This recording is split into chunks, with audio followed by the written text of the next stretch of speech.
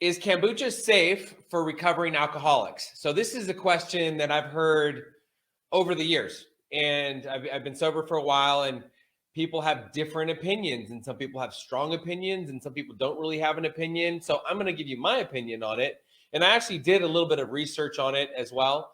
And so I guess first question is, let's say, for example, you find yourself, you've been sober for about 6 months, you're back to life, you have a job, you're sober, you're one day at a time, you're going to meetings, you're working a program, and you meet with a friend, and a friend offers you kombucha.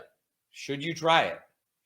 And again, there's lots of opinions on this. So kombucha, first off, for those of you that don't know, kombucha is a fermented tea. It's a green tea or a black tea, fermented. It has less than or about 0.5% alcohol. And just for comparison, a fermented banana has about, or a really ripe banana can have about 0.5% alcohol as well.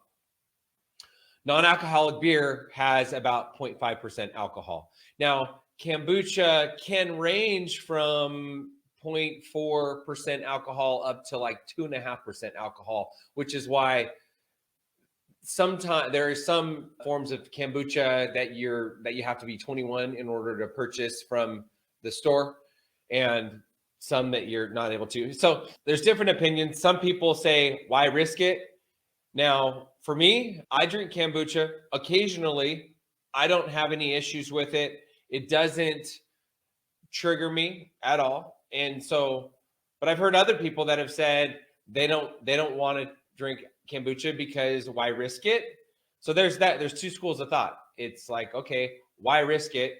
Because you're clean and sober, you're doing great, and potentially drinking a kombucha, which is like a near beer. And I mean, hey, there are some people that drink near beer that is a way for them to, I guess, continue drinking while not drinking. And some people say, hey, that's not really being sober. So I guess really it's kind of up to you. It's your own call. It's your own decision.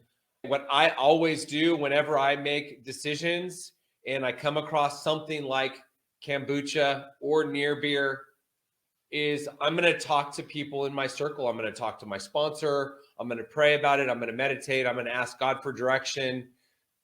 I'm going to ask my higher power for direction. That's how I'm going to make my decision. So in my opinion, drinking kombucha that's not going to be a relapse. That's not going to be considered a relapse. But you have to decide if it's going to be triggering for you. And could drinking kombucha potentially lead to drinking alcohol, drinking an alcoholic drink like a beer or wine or hard alcohol or anything else? Because it is progressive. So that's my opinion on kombucha. I don't think there's an issue drinking kombucha. The risk is that what if it leads to you drinking alcohol? What if it leads to you wanting more? And again, I've heard people say, I'm a real alcoholic. I don't want to risk it. And that's one school of thought. And I've heard lots of people with that opinion. Again, that's not my opinion.